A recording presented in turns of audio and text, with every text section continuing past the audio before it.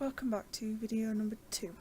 So in this video we are going to be looking at the actual interface of the microprocessor simulator, and you are going to create your first program using low-level assembler code. Just a few hints and tips for this one. You're commenting, when you comment on the line of the code, make sure you use a semicolon, as this allows the simulator to recognise that you're not actually typing an instruction for it. You may need to repeat this video a couple of times to get your head around the programming. However, just enjoy and work your way through it, and eventually at the end of it you will have a working program. Right, welcome back. So this is session 2 or video 2. What we're going to do this time is we're going to have a look at what the interface is and how it actually works. So to actually write a program, then you want to be in the source code. The source code, you can access it by just clicking on source code, or you can use Alt and U key together. So you type your program in here. It's usually better to actually get parts of the program working rather than typing the full thing and then finding you've got an error and not knowing where. So we're going to have a go at a simple program.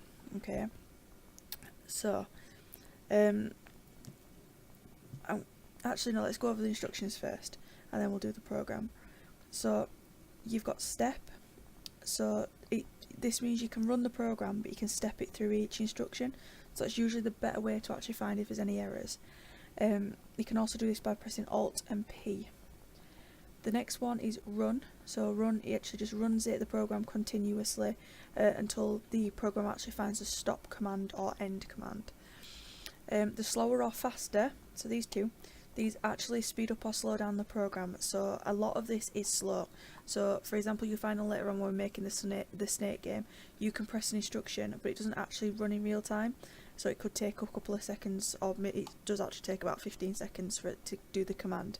That's where you can use your faster in order to get through the game. Stop obviously stops it. You can use the short key of Alt and O, or you can just click escape. Continue. Now continue just restarts a pause program, so you can pause it, okay, and you then you actually just continue it.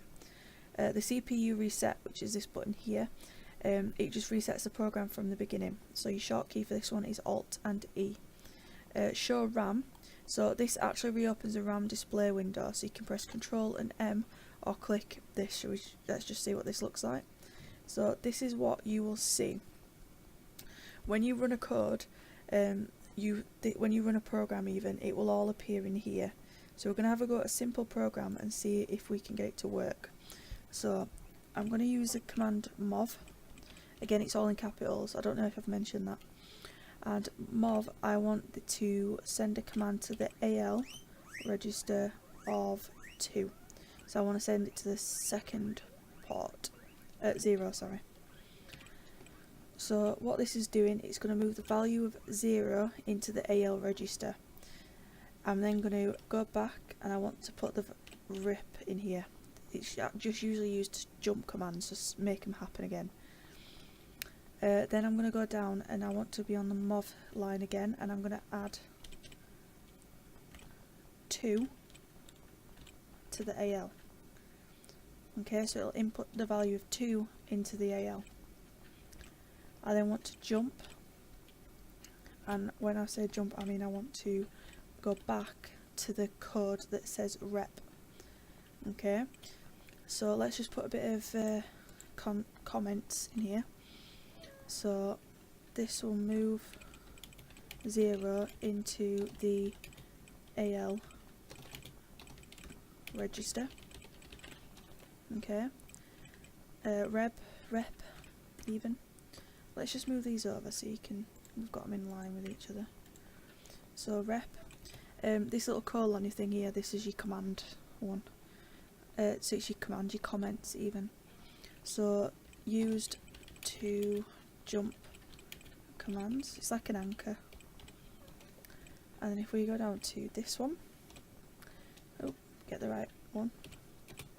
So this will jump back to where we've written the word rep. I'm going to call it a label.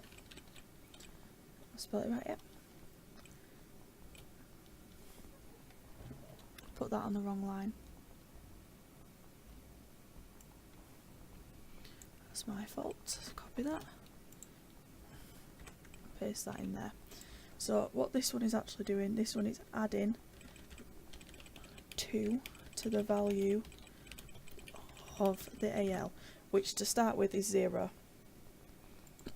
Okay, so now we're going to go down and we're going to end the program.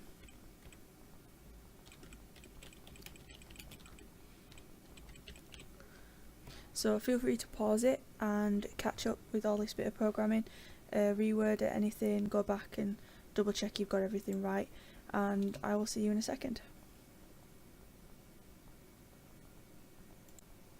Okay, so welcome back. So now we're actually at the point where we're going to see if this runs.